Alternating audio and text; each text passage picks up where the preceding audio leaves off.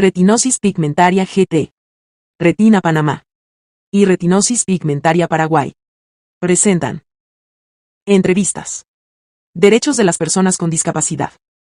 María Victoria Velotti Ciccioli. Secretaria General Coordinadora de la Comisión para la Plena Participación e Inclusión de las Personas con Discapacidad. Buenos Aires, Argentina. Hola, ¿qué tal amigos y amigas? Bienvenidos a un programa más de entrevistas organizado por Retinosis Pigmentaria GT, Retinosis Pigmentaria Paraguay y Retina Panamá. Este programa que va con mucho cariño para todas las personas que son familiares y también personas con discapacidades, especialmente las personas con discapacidad visual. Así que pues el día de hoy tenemos un programa muy especial con dos súper invitadas que son profesionales en la rama de la inclusión, en la rama del derecho, y pues va a ser una jornada larga porque hay muchos temas interesantes que debemos de tocar el día de hoy que no podemos dejar atrás, ya que el programa de hoy está dedicado como en conmemoración del Día de las Personas con Discapacidad. Como nosotros sabemos, pues el Día de las Personas con Discapacidad fue declarado en 1992 por la ONU y se celebra todos los días 3 de diciembre de todos los subsiguientes años. El día de hoy, pues vamos a tener, como les decía, dos super invitadas especiales y déjenme presentarles a nuestra primera invitada. Ella es María Victoria Velotti Ciccioli. Victoria es secretaria general coordinadora de la Comisión para la Plena Participación e Inclusión de las Personas con Discapacidad, COPIDIS, del Gobierno de la Ciudad Autónoma de Buenos Aires desde el año 2019, donde coordina el programa de apoyo para la vida independiente para las personas con discapacidad, el área de educación y toma de conciencia, y el Banco de Elementos Ortopédicos desde el año 2017. Se desempeñó como coordinadora del área de educación y toma de conciencia de la comisión, área que integró desde el año 2012 como capacitadora, coordinadora de talleres y capacitaciones docentes, así como también llevando a cabo la gestión de proyectos relativos a la dotación de apoyos para la inclusión educativa de estudiantes con discapacidad, asesoramientos a familiares, a instituciones. Además, Victoria es miembro fundador y pertenece a la comisión directiva de la Asociación Retina Argentina desde el año 2010 y es estudiante avanzada de la licenciatura y profesorado en letras de la Universidad de Buenos Aires. Hola Victoria, ¿cómo estás? Hola Vivian, bueno, muchas gracias por la invitación. Hola Gaby, si ya se sumó. Un placer bueno, que me hayan dado esta oportunidad hoy, así que muchas gracias. Y las gracias, Victoria, por estar acá con nosotros y haber aceptado la invitación. Quisiéramos que para iniciar nos cuentes sobre ti. ¿A qué edad te diste cuenta de que tienes una distrofia de retina y cómo llevaste el proceso a partir del diagnóstico? Bueno, yo tengo enfermedad de Stargardt, más o menos empezó a manifestarse con una leve dificultad entre los 7 y los 8 años. En ese momento siempre fui alta, así que me sentaba atrás de todo en el aula y empezaba a copiar con algunos errores. Entonces, bueno, mi mamá quiso hacer una consulta oftalmológica por ese motivo, eh, a cambiar, digamos, letras parecidas, etcétera. Y bueno, no llegó tan rápido el diagnóstico. De entrada me recetaron anteojos que en realidad no requería. Después, bueno, la oftalmóloga que me seguía decía que en realidad el problema era que yo no quería usar los anteojos, cuando yo tenía cada vez más dificultad. Y bueno, frente a estas cuestiones que se van dando, desde descreimiento, que es bastante habitual en este tipo de patologías para llegar a un diagnóstico, bueno, mi mamá decide hacer otras consultas y por suerte había un oftalmólogo que mi familia conocía, que siempre siguió a mis abuelos, que además es retinólogo. Y bueno, bueno, en ese derrotero llego a que me revise él y bueno, él en el momento dijo que podía tener esta patología y después de hacer algunos estudios es el diagnóstico que me dio. Así que más allá de que no fue tan rápido el diagnóstico, esperé algunos meses para poder tenerlo. Dentro de todo fue bastante veloz en relación al promedio en el cual las personas suelen adquirir sus diagnósticos en estas patologías por, bueno, el desconocimiento que tienen los profesionales de la salud al respecto. Y después, bueno, en principio, obviamente tuve deterioros de la vista por varios años. En ese momento no conocía el mundo, digamos, de los derechos de las personas con discapacidad. En realidad todo lo que tuvo que ver con mi integración, lo digo de esta manera adrede, escolar, estuvo pautado, digamos, y designado, no por lo que la escuela hiciera, sino bueno, por un esfuerzo familiar y por esfuerzos propios, obviamente. No tenía tanto acceso a apoyos. Y además, bueno, no conocía otras personas con la misma patología, que era algo que a mí de chica y de adolescente me era bastante significativo, era algo que quería encontrar otras personas que les pasara lo mismo, ¿no? Después en 2010 empiezan a hacerse una serie de reuniones de personas, primero con Stargardt y después con otras patologías también. Y bueno, ahí me empecé a involucrar y de esas reuniones nació Retina Argentina. La mayoría de personas tienen su diagnóstico, pues, bastante después de lo que tú lo obtuviste, ¿verdad? Pero, pues, tú tienes una ventaja. Bueno, en realidad, sí, mi mamá es bióloga, es genetista, creo que está acá presente, si no me equivoco la vi. Es bióloga, genetista antes de que yo naciera. Y bueno, en realidad, en los primeros pasos del diagnóstico, no, obviamente, más allá de seguir buscando médicos y oftalmólogos que pudieran dar una solución al tema, digamos, no tuvo. Después sí, ya, obviamente, lo primero que nos encontrábamos, bueno, más o menos entre los 8 9 10 años, creo que más o menos visité a todos los oftalmólogos de la ciudad de Buenos Aires, a ver si alguno da otra perspectiva. Y me dice, cada uno me hizo estudios, con lo cual fue bastante tortuoso. Y bueno, la respuesta siempre era la misma, que no había nada que hacer, no había cura, no había ningún tipo de tratamiento.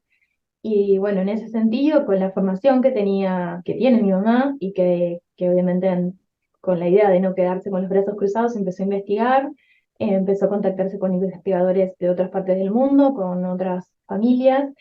em, y bueno, y empezó a leer papers de investigación sobre estas patologías, entonces ya más o menos entre los 9, a los 9 10 sí, a los 8 9 más o menos, una vez tenido el diagnóstico, empezó a ver estas cuestiones beneficiosas que podían ser los suplementos dietarios o los filtros para la luz azul, y bueno, le llevaba los papers a este oftalmólogo, que fue quien me diagnosticó, y empezaron a ver juntos con él y con el pediatra que pudiera tomar los suplementos, a conseguirlos la mayoría fuera del país. Me acuerdo que los primeros me los traían de Italia y otros de Estados Unidos cada vez que alguien viajaba.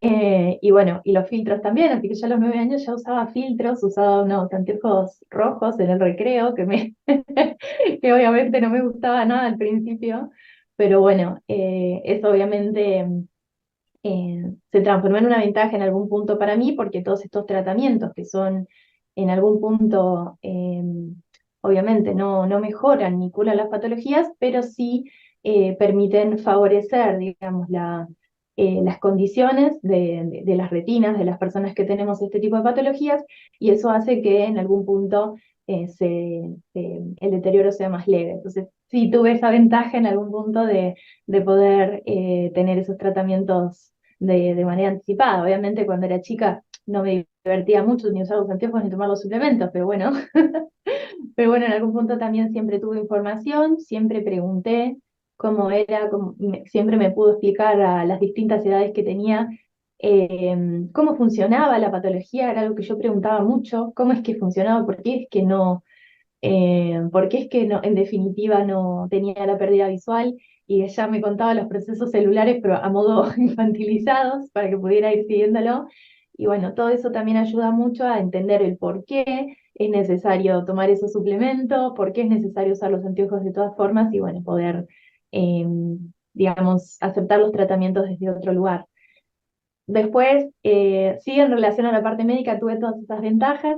Después, quizás en el ámbito, lo que no sabíamos y no investigamos en demasía hasta que yo tuve más o menos 18 o 19 años, fue todo el tema de los derechos de las personas con discapacidad o inclusive de los apoyos.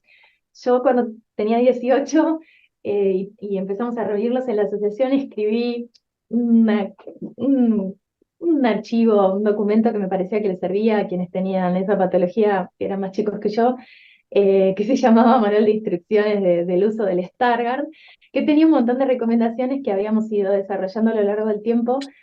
Muchas de ellas por experiencia de error, cuando en realidad había una enorme cantidad de cosas de herramientas que podría haber utilizado en ese momento y no conocía, pero bueno, en ese momento me fue útil y bueno, fue una manera también de que quienes venían les pudiera ser de utilidad de alguna manera. Claro, y desde esa edad entonces nos damos cuenta que ya tenías ese don de liderazgo, ¿verdad? Y de querer ayudar a las demás personas. Nosotros sabemos que tú trabajas en Copidis, ¿verdad? Que es la Comisión para la Plena Participación e Inclusión de las Personas con Discapacidad en tu país. Queremos que nos cuentes qué aportes puedes hacer a las personas con discapacidad desde tu trabajo, desde tu labor y como mujer con discapacidad visual. Bueno, una de las cuestiones que, em, que me parece más importante en este sentido es que hay, tal como la Convención sobre los Derechos de las Personas con Discapacidad lo dice, y también como, digamos, como Tratado Internacional de Derechos Humanos, termina de consolidar un movimiento social, que es el movimiento de vida independiente, que lleva el modelo social de la discapacidad. Es importante justamente que se respete este estandarte que muchas veces habrán escuchado sobre nada sobre nosotros sin nosotros, ¿no? Que tiene que ver justamente con que seamos las personas con discapacidad quienes asesoramos, aceptamos, digamos, y proponemos entre otras cosas, las políticas públicas destinadas a las personas con discapacidad. Bueno, desde ya me parece, en estos 11 años que vengo trabajando en la comisión y que tuve diferentes roles, me parece que en principio fue una suerte un poco para mí ingresar y poder conocer todo ese mundo desde la perspectiva del modelo social de la discapacidad, para poder comprender que el hecho de tener un diagnóstico médico, una disfunción, son condiciones humanas y es parte de la diversidad que nos atraviesa absolutamente a todas las personas, y que existen grandes factores del contexto, que son lo que se llaman barreras del entorno, que son las que determinan que las personas con discapacidad estemos incluidas o no en la sociedad. Si, digamos, haciendo en algún punto alguna distinción y algún corte con formas de abordaje antiguos sobre la temática que todavía están muy vigentes, dejamos de pensar que la problemática está únicamente en esas patologías, esos diagnósticos que tienen las personas, para empezar a pensar que hay una responsabilidad colectiva, que hay cuestiones que el Estado y que la sociedad pueden modificar para que nuestros derechos estén garantizados. Así que poder conocer esa perspectiva fue uno de los grandes regalos que poder empezar a trabajar en esta temática me dio a mí, más de lo que yo pude aportarle quizás. Y después, bueno, esta es una temática que me parece que nos desafía a pensar que de la misma manera que trabajamos por los derechos de las personas con discapacidad visual, eh, es tan importante y tenemos tanto en común con las personas que tienen otros tipos de discapacidad, y que cuando eliminamos barreras para el total del colectivo y muchas veces también para personas que no tienen discapacidad. Con lo cual siempre es un valor agregado que podamos trabajar en pos de la inclusión en todos los ámbitos, ¿no? En el ámbito educativo, en el ámbito laboral, en el ámbito recreativo, en el ámbito inclusive de la participación ciudadana, de acceso a la justicia, etcétera. Y bueno, desde ese lado en algún punto me siento afortunada de poder trabajar en esta temática, de aprender todos los días, es una temática en la que en muchos sentidos la discapacidad podemos decir que existió siempre, pero como este cambio de perspectiva no tiene tantos años de estar asentado, es muchísimo lo que todavía podemos hacer y lo que podemos, digamos, aportar. Así que en ese sentido, me parece que la posibilidad de poder hacer cumplir la convención y de idear y de pensar desde la experiencia propia muchas veces, y del poder comprender y escuchar las experiencias de otras personas, que si bien quizás no son exactamente los mismos recorridos o no son las mismas barreras con las que se encuentran, sí muchas veces es la misma discriminación con la que nos encontramos. Así que creo que ese trabajo es muy enriquecedor y es digamos, puedo, puedo por lo menos aportar en esa diversidad de opiniones y obviamente en todas las interseccionalidades que atraviesan a las personas en general, ¿no? Como mujer con discapacidad, como persona muchas veces, bueno, extranjera en determinados ámbitos donde se me invita a disertar y todas estas cuestiones enriquecen digamos, los aportes que podemos brindar.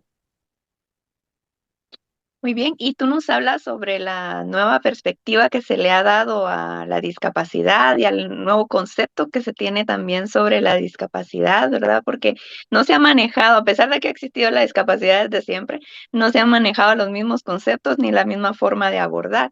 Nos gustaría que nos pudieras, pues, hablar sobre el concepto de la discapacidad. Bueno, la Convención sobre los Derechos de las Personas con Discapacidad, en relación a eso, lo primero que dice es que la discapacidad es un concepto que evoluciona. Es decir, que si bien nos da una definición de la discapacidad ahora, también reconoce que esa definición no es, digamos, no va a ser eterna, sino que va a ir cambiando con el contexto.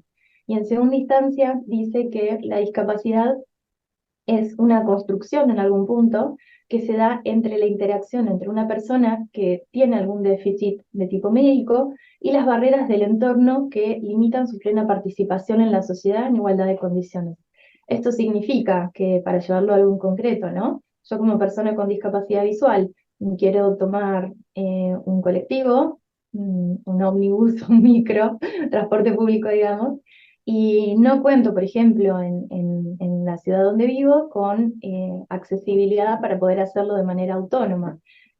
Con lo cual, en el momento en que estoy en la parada intentando parar ese colectivo, en ese momento yo tengo discapacidad porque me encuentro en desigualdad de oportunidades con el resto de la población, ya que las paradas no cuentan hoy, por ejemplo, con dispositivos que a mí me permitan parar el colectivo que yo necesito con el tiempo que es necesario pararlo, ¿no? Con lo cual, mi discapacidad no se encuentra las 24 horas del día conmigo en algún punto, sino que aparece cuando hay situaciones del contexto que hacen que me encuentre en desventaja.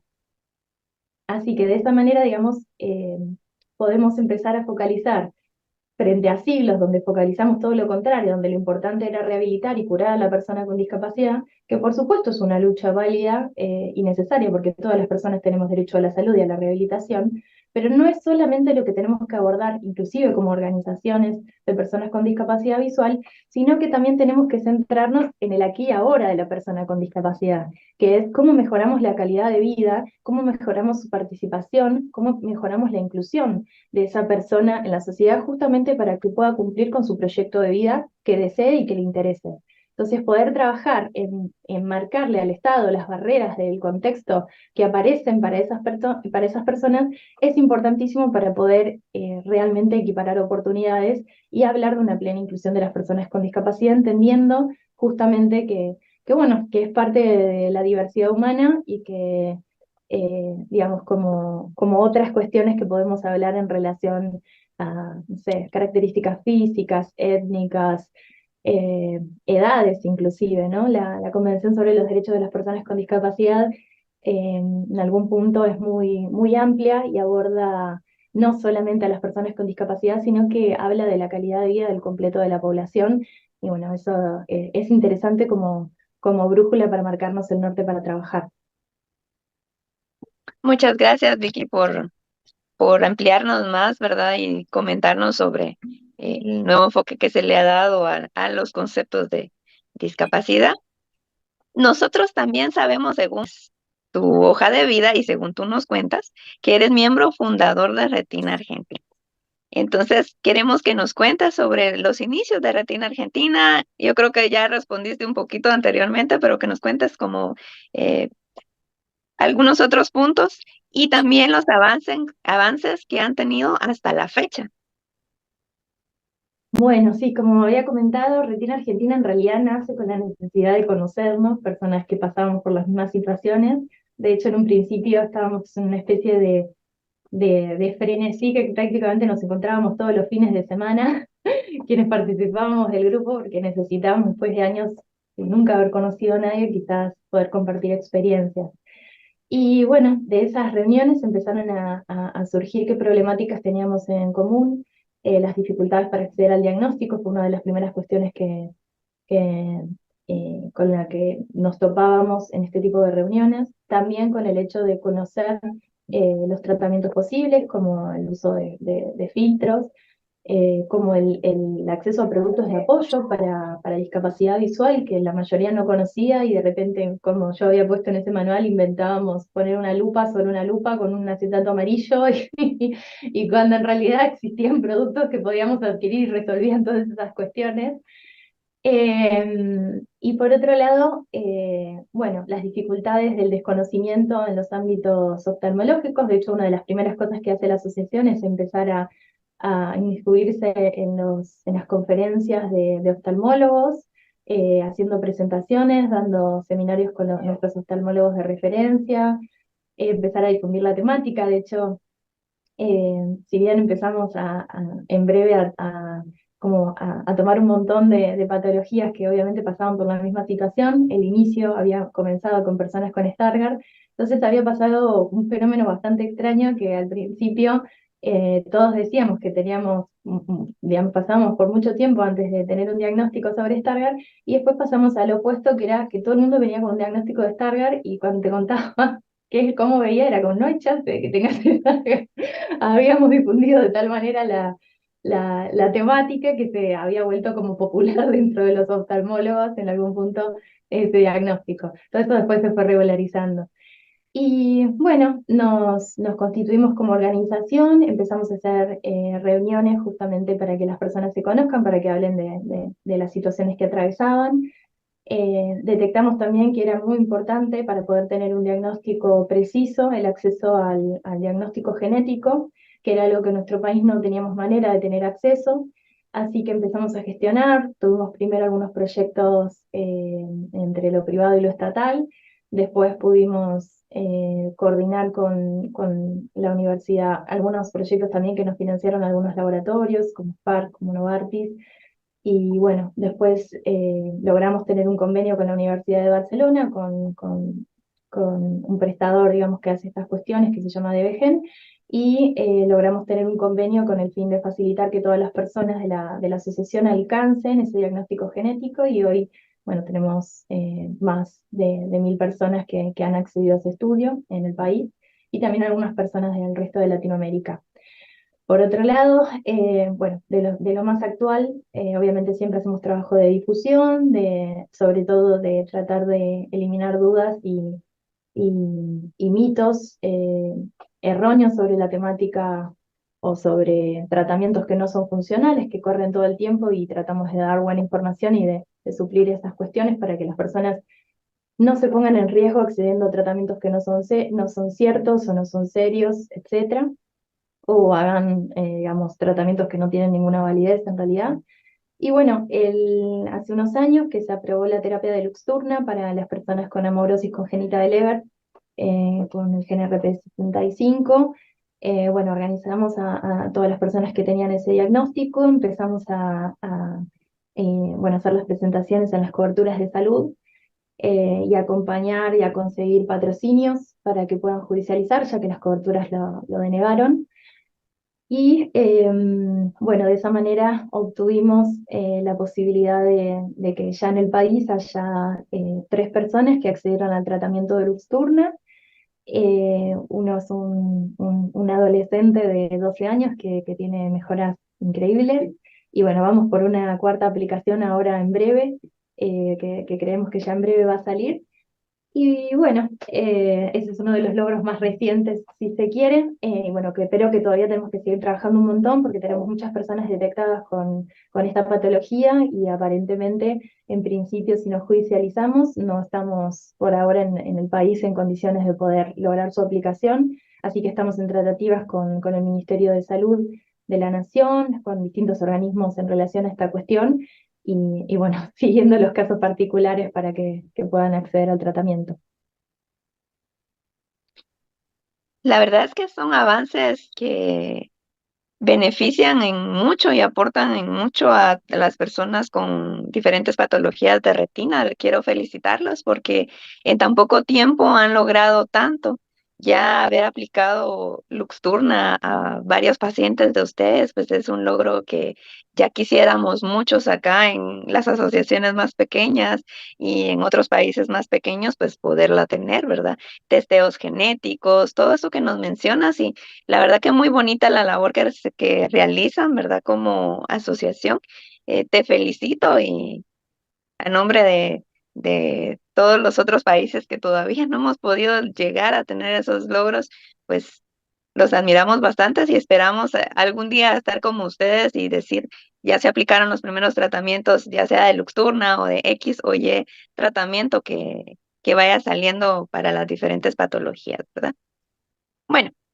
Regresando un poquito ya a tu labor dentro de Copidis, dentro de la misión de Copidis estaba observando que es trabajar para la rehabilitación integral de las personas con discapacidad. Esto está relacionado con los derechos humanos de las personas con discapacidad. ¿Nos podrías hablar un poco sobre los derechos a la salud de las personas con discapacidad y desde Copidis los proyectos que realizan para beneficiar a las personas? Sí, como había mencionado antes, obviamente el acceso a la salud y a la rehabilitación son derechos humanos que constan en la Convención sobre los Derechos de las Personas con Discapacidad en el artículo 25 y artículo 26, y por eso muchas veces hay una falsa dicotomía dentro de las discusiones que se dan en el mundo de la discapacidad en relación a que las personas con discapacidad no queremos acceder a tratamientos o no queremos acceder bueno, a la salud o a curas, etcétera. Obviamente, digamos, no es así, sino que son derechos humanos por los que tenemos que seguir peleando. Y una línea, digamos, de trabajo en eso no invalida la otra, ¿no? Trabajar por acceder a este tipo de tratamientos no implica no trabajar por la inclusión educativa, laboral, etcétera.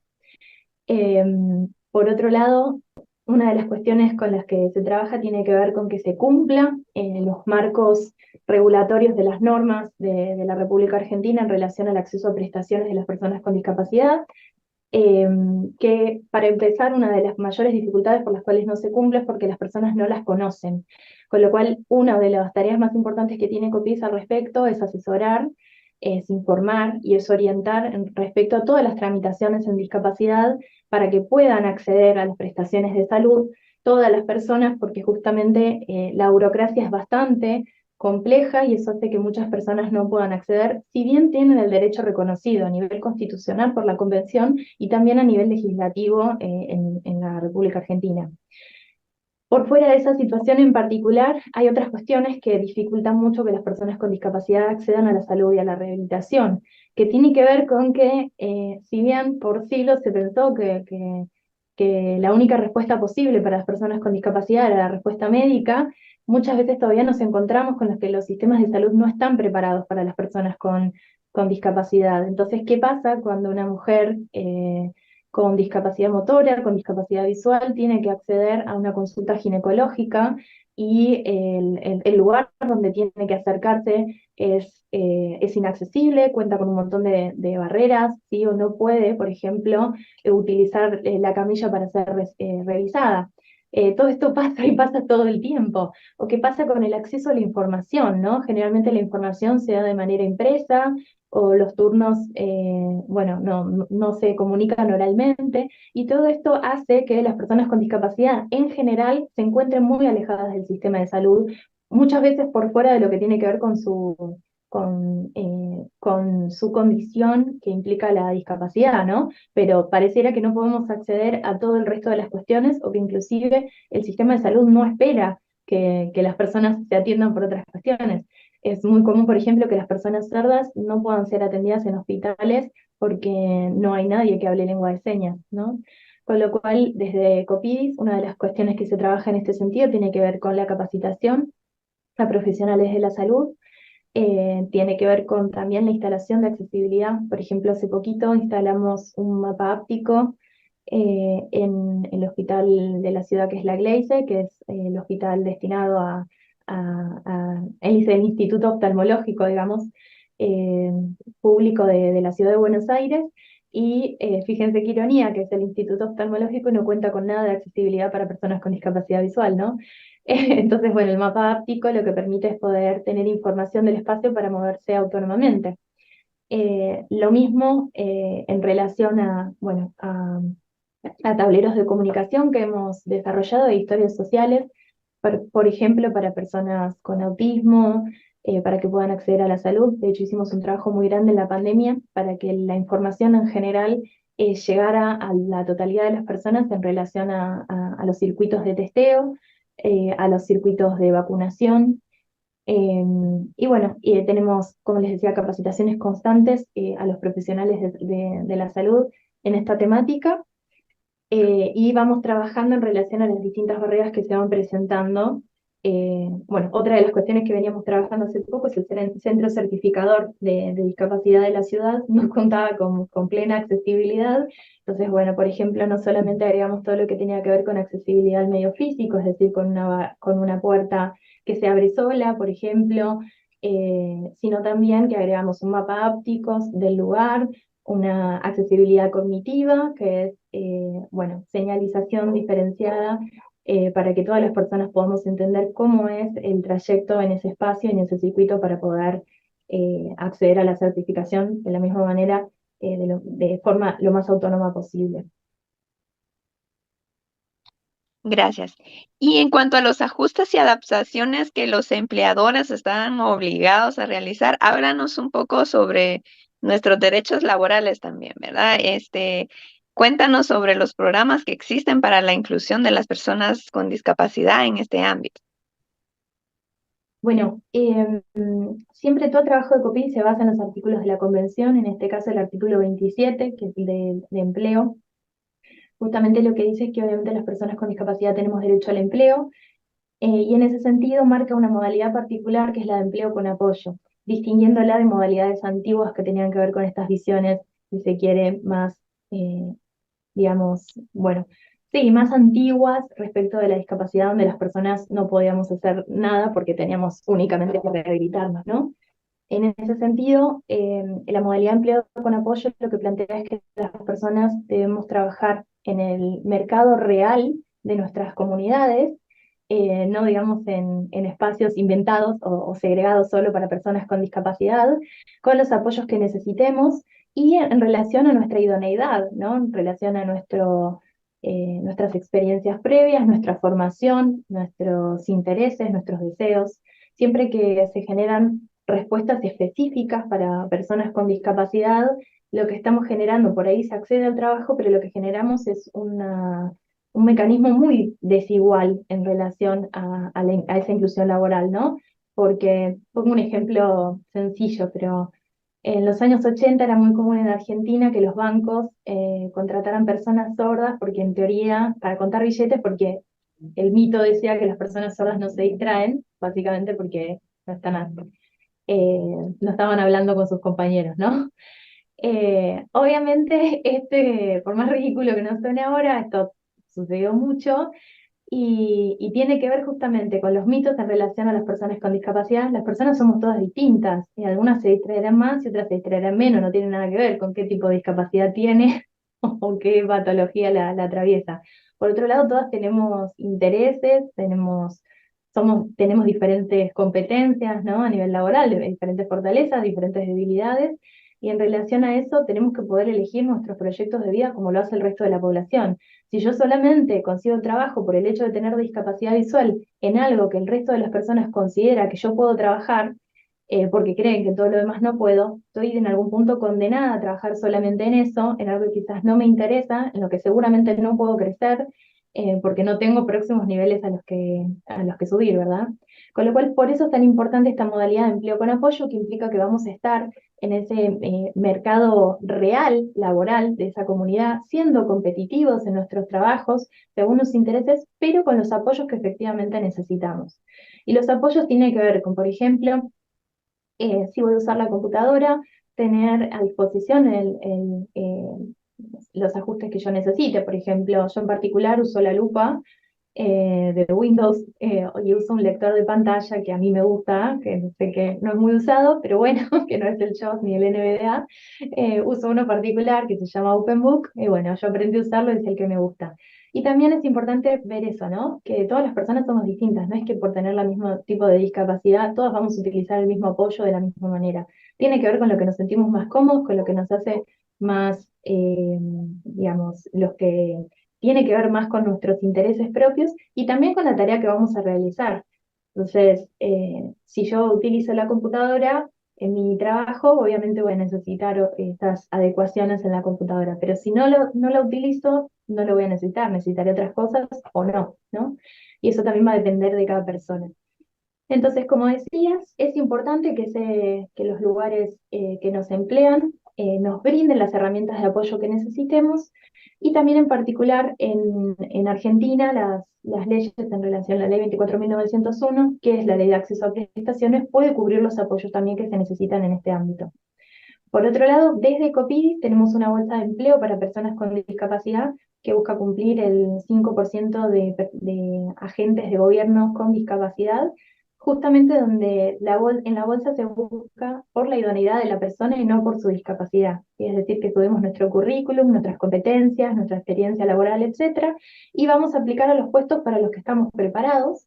Y luego, obviamente, hay un equipo profesional que analiza las barreras de ese contexto y, digamos, interviene para poder modificarlas y luego hacer un seguimiento laboral en caso de ser necesario. También otra cuestión que hace este programa, que tiene que ver con las desigualdades que se han dado en el sistema educativo, es brindar una beca de estudios y de formación laboral a personas con discapacidad para que puedan, simplemente es una beca estímulo justamente para tener un incentivo más para terminar sus estudios terciarios universitarios o los cursos de formación laboral, porque sabemos que la falta de accesibilidad en las carreras, en los cursos, y muchas veces en toda la ciudad, ¿no? Para poder acceder a cursar, por ejemplo, hacen que la mayoría de las personas con discapacidad tengan una deserción o hagan sus carreras en muchísimo más tiempo que el resto de la población, ¿sí? Y bueno, por otro lado hay un programa de apoyo a emprendedores con discapacidad también, y la asignación también de puestos de ferias y mercados para productores con discapacidad y bueno, y kioscos en espacios públicos. Aún así, si bien esta área, digamos, aborda muchísimos de las cuestiones que debemos implementar, todavía se pueden seguir mejorando y seguir, digamos, acercando nuevas respuestas para seguir favoreciendo la inclusión laboral. Muy bien, muchas gracias. Y también sabemos sobre un programa muy innovador que tienen ustedes, ¿verdad? Que es sobre la asistencia personal y la vida independiente. Cuéntanos un poco sobre este programa de apoyo para la vida independiente. Bueno, este es el programa de empleo, no está a mi cargo en la comisión, pero la parte de apoyo para la vida independiente sí. Este programa justamente busca cumplir con el artículo 19 de la Convención, que implica comprender que la inclusión de las personas con discapacidad también es que podamos elegir dónde vivir, que no estemos institucionalizadas en residencias y en hogares o en centros, como es lo que suele suceder para muchos tipos de discapacidad, inclusive también en algunos lugares pasa para las personas con discapacidad visual, y que podamos elegir dónde vivir, ser parte de esa comunidad y tener los apoyos que necesitamos para poder llevarlo a cabo. Una de las figuras que nace en los años 70 en Estados Unidos y que logra tener su lugar en la convención es la figura de la asistencia personal, que es una figura muy importante porque es una figura que le presta apoyo a las personas con discapacidad, pero no lo hace desde el ámbito de la salud, ¿no? Como actualmente conocemos, por ejemplo, los acompañantes terapéuticos.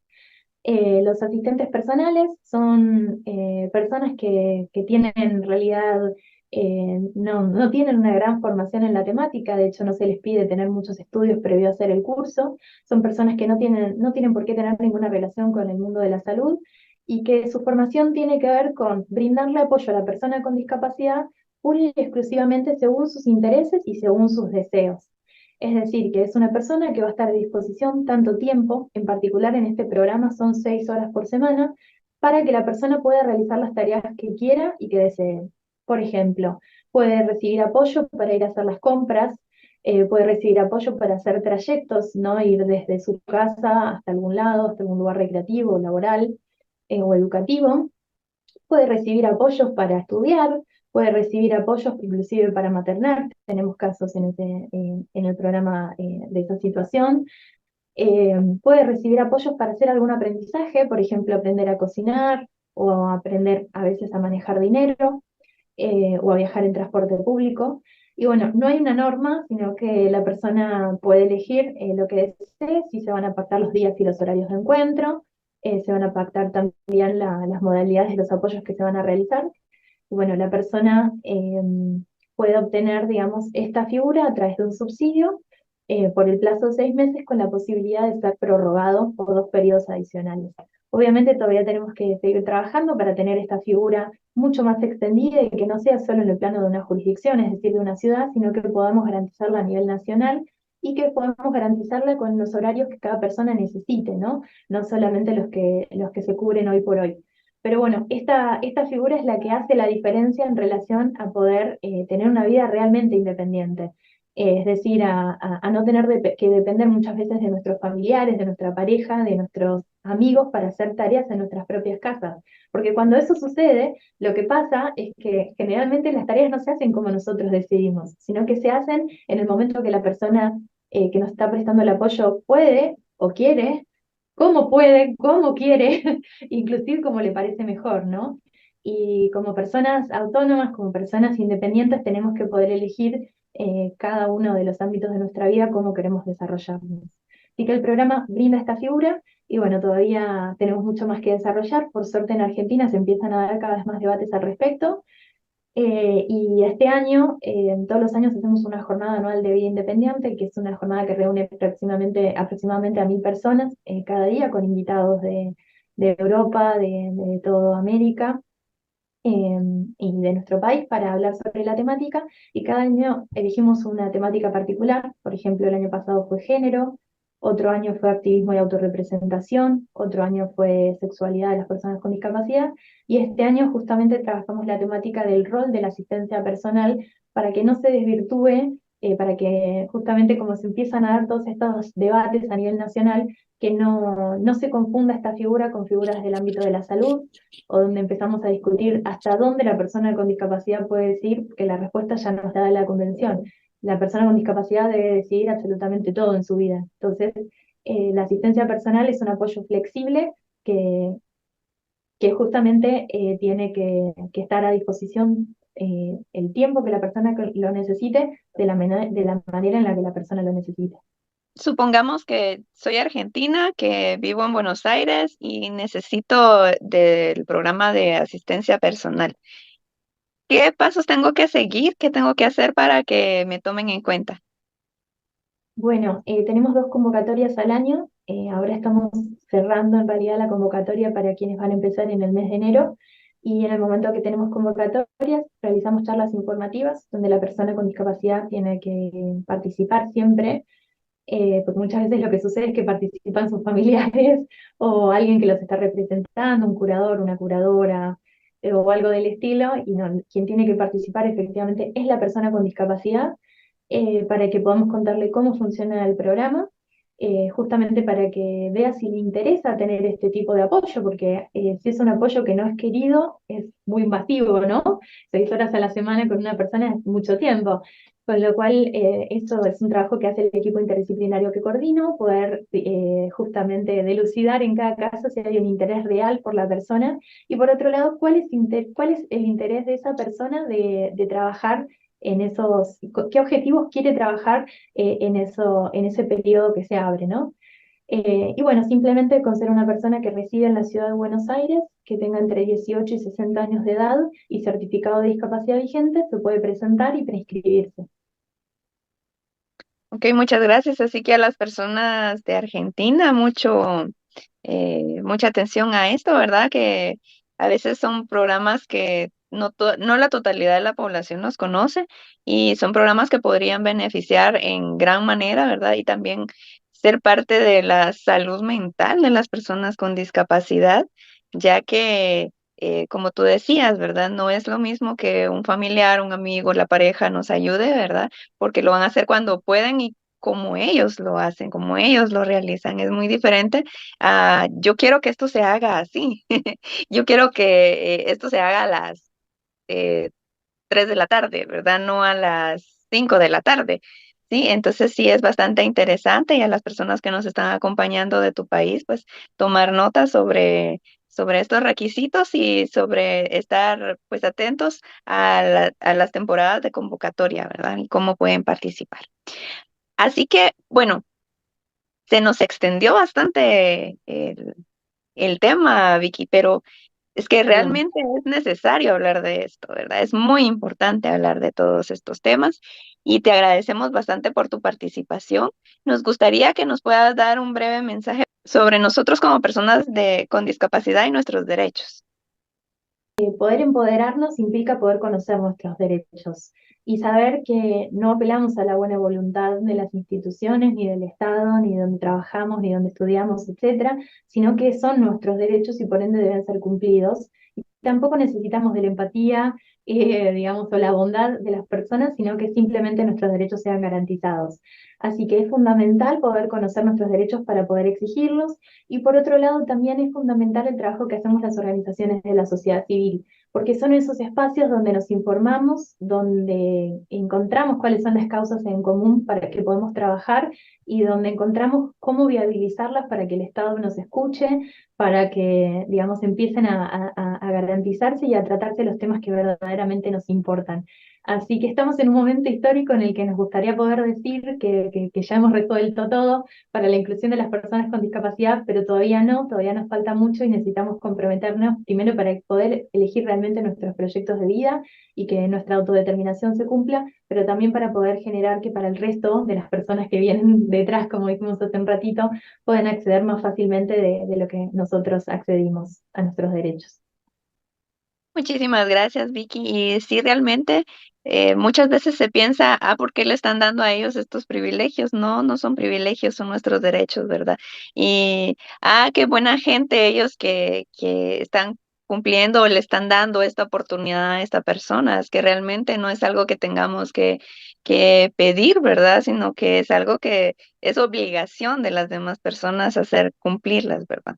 Entonces, muchísimas gracias. Si te puedes quedar con nosotros, ya que tendremos a nuestra siguiente invitada y luego tendremos nuestra ronda de preguntas y respuestas. Sí, claro. Bueno, muchísimas gracias por invitarme y por el espacio. Retinosis pigmentaria GT. Retina Panamá. Y retinosis pigmentaria Paraguay.